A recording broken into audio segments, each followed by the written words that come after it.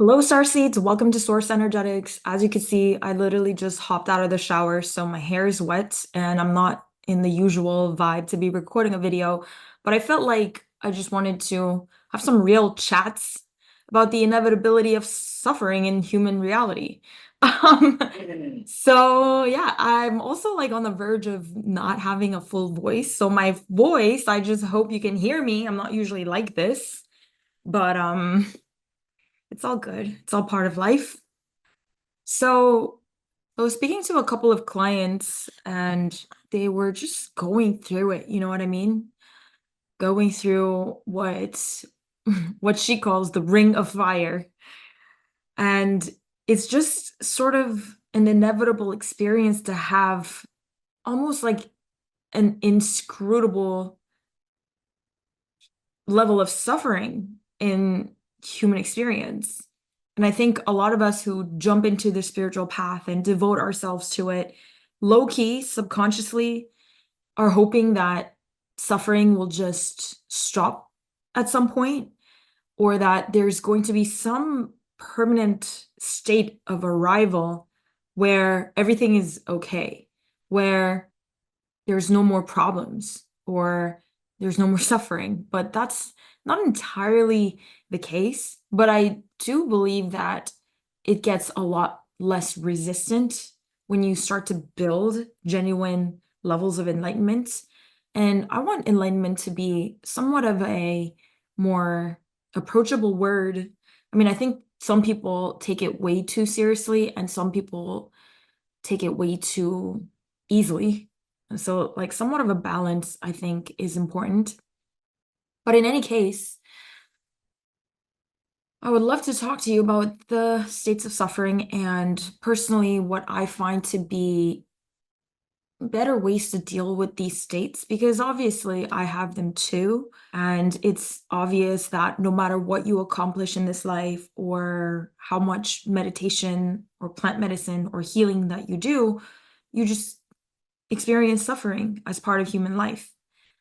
And yes, definitely there will be some state of collective consciousness where we would neutralize a level of being that we don't have to experience these really intense levels of suffering. But even if you just look at the design of the human being and all of the nervous system sensitivity that we have, even when we just think about physical pain, not even emotional pain or mental pain, but just physical pain, we're capable of experiencing so much pain.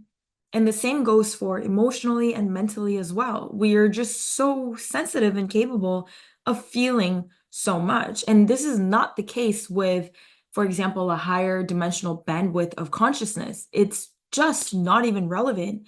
And this is exactly why we continue to choose to experience incarnations. And I'm speaking from experience of having had near-death experiences, literally popping out to a higher dimensional bandwidth of consciousness. And then from that perspective, why not just go back? Because like it's going to be so easy. Like that's genuinely how it feels from a higher dimensional perspective. Uh, so these higher levels of your consciousness, which are within you, and when you choose to continue to incarnate, and I could guarantee you anything, most of you are probably like, oh, I'm not doing this incarnation thing again for earthly lives, or I'm not doing third dimension ever again.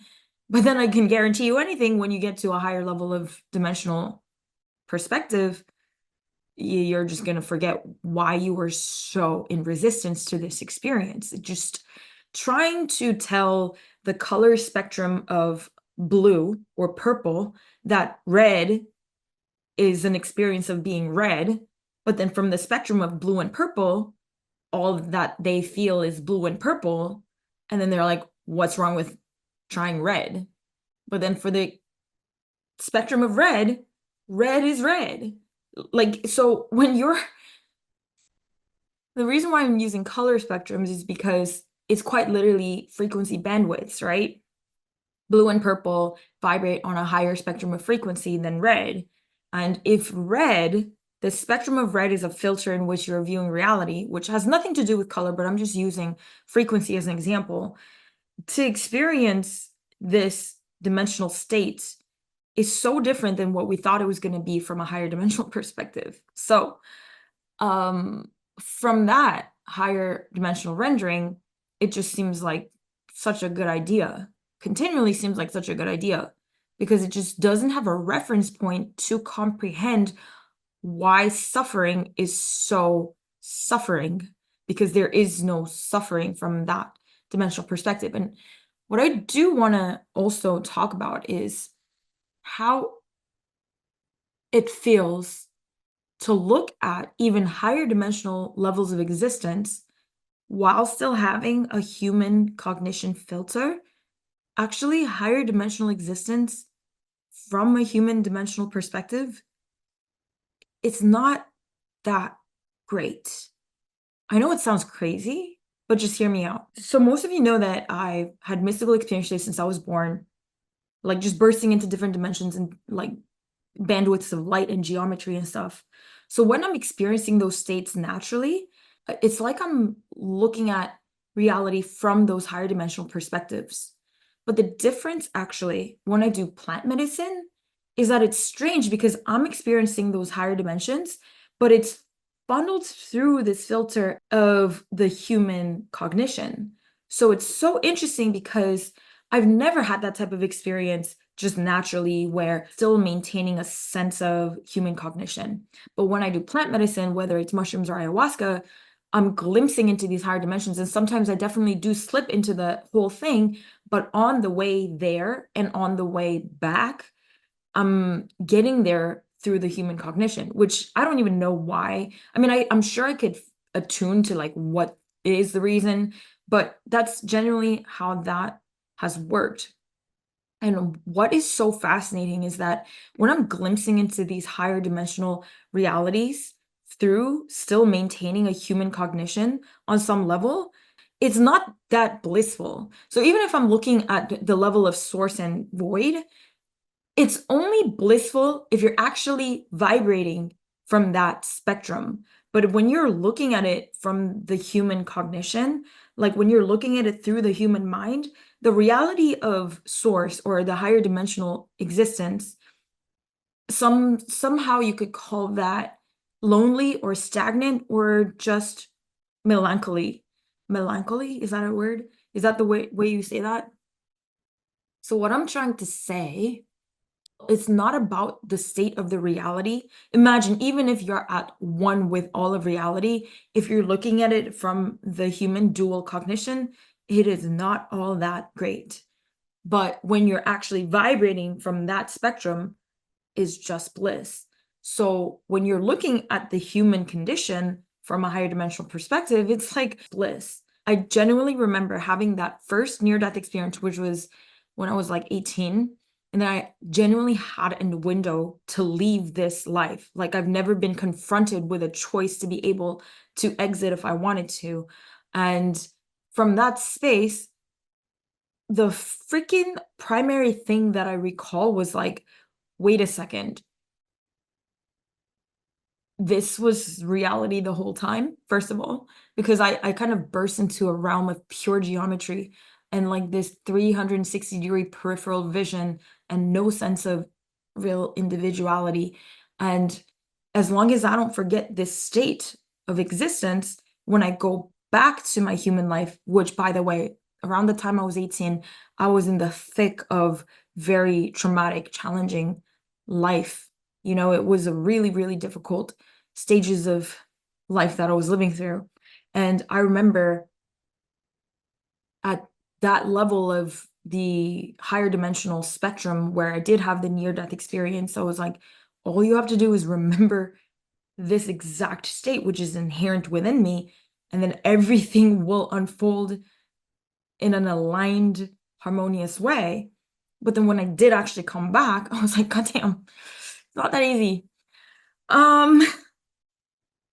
So with that being said, suffering, the first thing that we have to kind of come to terms with is that a state of true permanent enlightenment where suffering doesn't exist, I believe is a really useful state to be mindful of, that it does exist, but you can't hold an agenda or conditions to try to achieve it because you want to escape the conditions of your human reality.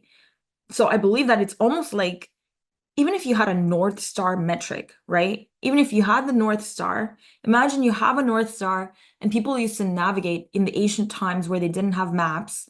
They used to navigate the earth with a North Star. But it's not that they were trying to go to the North Star, but they utilized that as a guiding light. And so this spectrum of permanent enlightenment, I believe, should be taken in a similar way, where you understand that there is such a state, there is such a light of being, but not necessarily to control it or to make sure that it happens, which comes with a level of attachment and agenda. As soon as you have any sort of attachment or agenda, these states of pristine consciousness becomes useless because it just doesn't fit to your construct of agenda or conditions. But in any case, yeah, there's definitely, when you start to, build those levels of enlightenment within you, knowing that there is such a state, but just, being able to utilize that to integrate into your daily reality, but suffering will still arise. And the thing not to do is to look for a prescription. And the word prescription is utilized by one of my previous teachers, Kapil Gupta, who also teaches non-duality in a certain way. I know that this is a lot of the people who find my work are starseeds, and they understand the context of interdimensionality. But it's funny because one of my truest transmissions is really around non-duality that transcends all of these labels. Yet I do still think it's so important to keep in mind the context of multidimensionality while still integrating the non-duality, just as much as you would integrate the truth about daily reality as a human and the general functions of society, while still embodied in, these transcendent states. And it would be a huge mistake not to integrate these daily appearances. You could say that this is all a dream, but it's a real fucking dream. It's not a fake. The dreams are real things. Like, dream is a dream, but you can't be like, oh, well, dreams are not real, so I just dismiss them. Well, it's a real experience. You're really having an experience, even though it's not the ultimate truth. It's relative truth for your entire life. So, not to look for a prescription, not to look for strategies to get rid of your state, but just to understand that suffering is part of this life. But the other aspect of this, which is really interesting, is that when you're suffering, it's really profoundly true that in any moment during your suffering, you can choose to vibrate out of it. And to somebody that is suffering, that is the worst thing you could say to them, but it's actually true. No matter what it is, how much pain you're going through, if you so desire, you're completely capable of centering back into your source level state, like completely blissed out, no matter what you're going through. It's not going to last that long.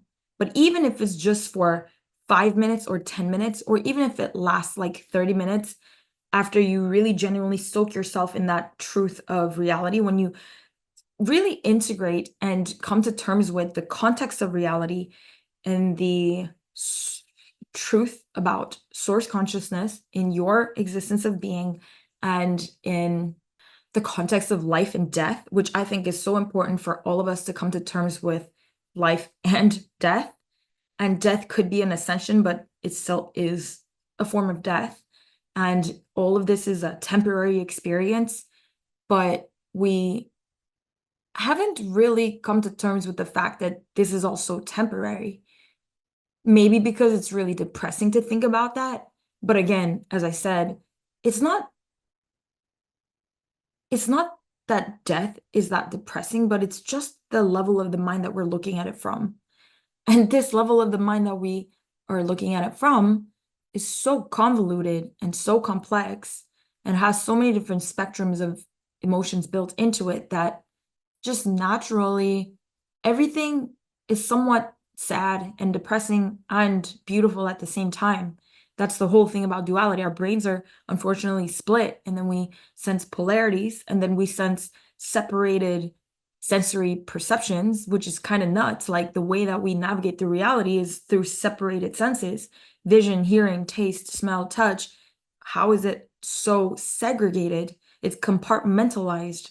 And the way that we process sensory perception, even though the field itself has multiple different spectrums of information and data and frequencies, we literally separate these sensory perceptions. So if like there's a cookie and then you could see it and then you can smell it and then you can taste it and you can touch it, instead of processing it as all in one, we literally separate each of the sensory perceptions, which is actually, I was channeling this in one of my recent Patreon transmissions, but it was literally being channeled through me that from, I guess this was from the Andromedans, that they, a part of the reason why you and I feel like such separate individuals, even though we're made of the same thing and we're made of the same fucking field, but we feel so separate. And part of the reason is because we're so fundamentally used to separating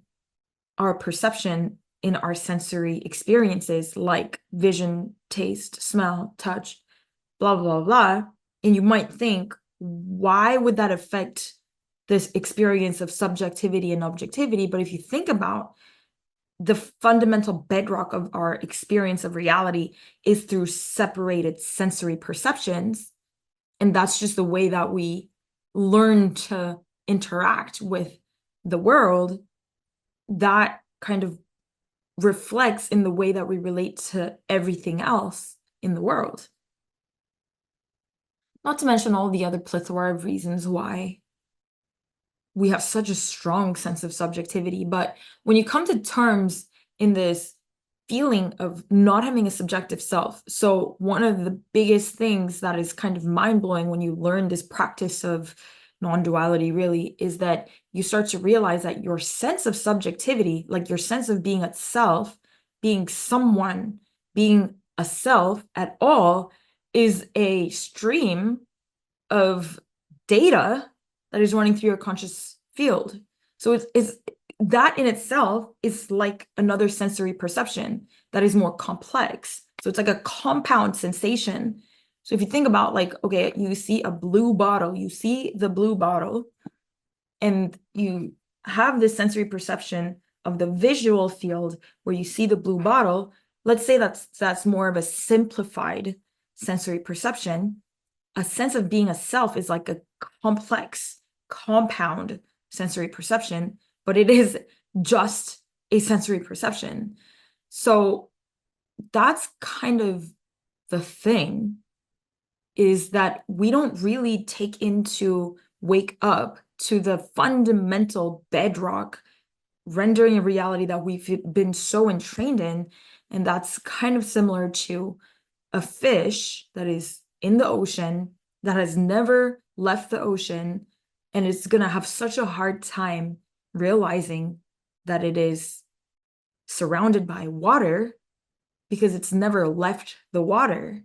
And you, being a sense of self, is kind of like the element of water for the fish. You've always ran this feeling of being a self that you just can't comprehend that it's an actual sensory perception because you've just never left it. And then the sense of temporality, I generally think that the reason why a lot of humans have a hard time accepting the aging process, people are so obsessed with looking younger and this and that, which is valid, but I believe that the whole metaphysical quality of people fearing the process of aging is because they're really afraid to process death. And I think that if people didn't have that much resistance to that, then they probably won't be manifesting all of these abnormalities during the aging process. Like people probably age a lot more gracefully if they could just accept the facts of change and death and reincarnation and the cycles of life. Life has no opposites. Death is the opposite of birth. The truest concepts in reality. So let's say that reality and unreality are two spectrums on the same polarity. So like even if something is virtual or if something is an illusion versus if something is genuinely, truly, truly true, it exists on a spectrum. Nothing is truly illusory and nothing is truly real unless there's just a part of something that is so fundamentally real. And the way that you know that something is fundamentally real, real to the baseline of reality, not on an illusory scale, but if something is truly real, there is no opposite. And one of that is life, because there's no opposite to life. Death is not the opposite of life. Death is an expression of life, but the opposite of death is actually birth. So life is real and it's eternal and it's always existing prior to and far long after our experience of being human. So there's no scenario in which universes just stop existing. It's always just always there. Just always there. And in a way, that could be really depressing from our perspective because we have these polarized ways of viewing things. And it's so beautiful, but it's so sad at the same time. But when you're up in that level of a vibratory complex of consciousness that is like on a higher dimension, everything's just dandy and fine. So let me just get back to the whole topic of dealing with suffering. Again, first is to get into a genuine context of reality. If you get into a proper perspective and context about reality of everything that I just told you about subjectivity, about death, and about the inevitability of not having some solid state that does not change, which we all crave, this state of arrival where nothing is wrong. Or seeking for prescriptions to make that happen. All of that in context, that on top of that, also realizing that in any moment of genuine suffering, there's always an option for you to recenter yourself above that, which we don't want to admit, but it's true. And yet it might just last 10 minutes, but you can do it every 10 to 20 minutes. We just don't want to do that kind of work. And then genuinely, like sometimes we just have to let ourselves suffer, which is just all good, right? Next up, I want to talk to you about some fairies. I know, like some people might be watching this and be like, why is she, what? Fairies, elemental consciousness. It's not like in the fairy tales and, mystical things, but elements have consciousness. Like trees have spirits, elements have spirits too. It's like expressions of elements. And I've been seeing them since I was like very little. But when I was in a group call with some of my clients, it came up how there's a version of our consciousness that is expressed by the fairies or elementals that think it's literally hilarious, but not in a way that they're making fun of us, but just genuinely find it so interesting, intriguing, and comical that humanity is in such a state of suffering over limitations that are not even that real.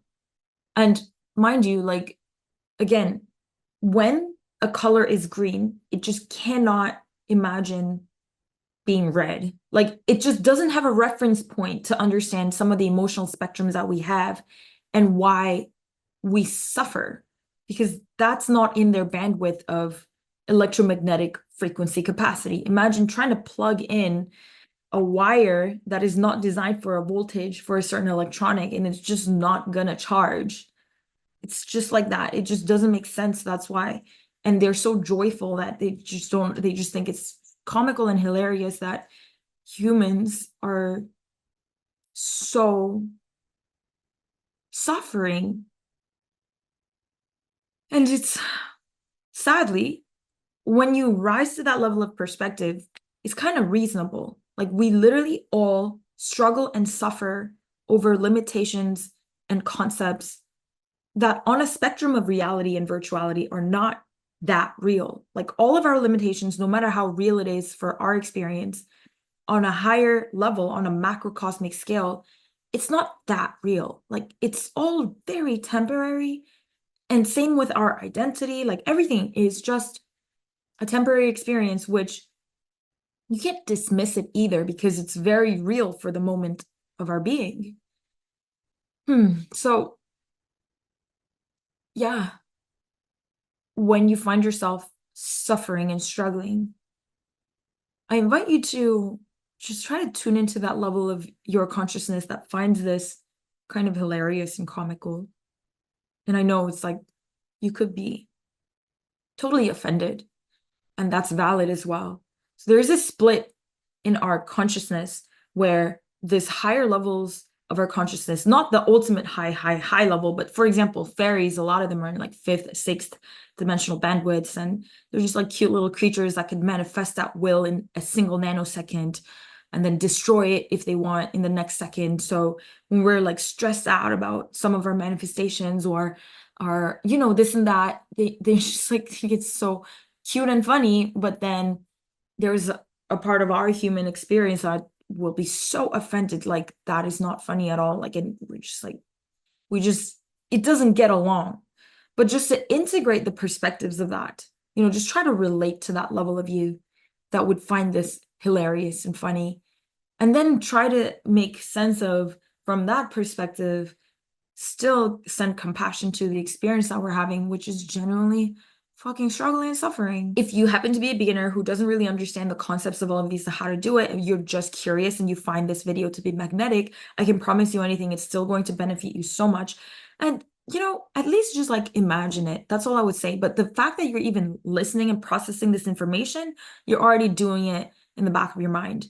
So I can actually it's always an option for me to create an activation, a guided activation to do this so I could assist. So I'll think about doing that. But anyway, I have to go now because I wasn't planning to make this video. But I love you guys so much. I hope that this has helped. I hope that I'm actually going to use this because I might not even, like, if I watch this back and it's stupid, I'm going to delete it. But yeah, it's in my intention to just kind of record more of these quicker videos so I can be of assistance.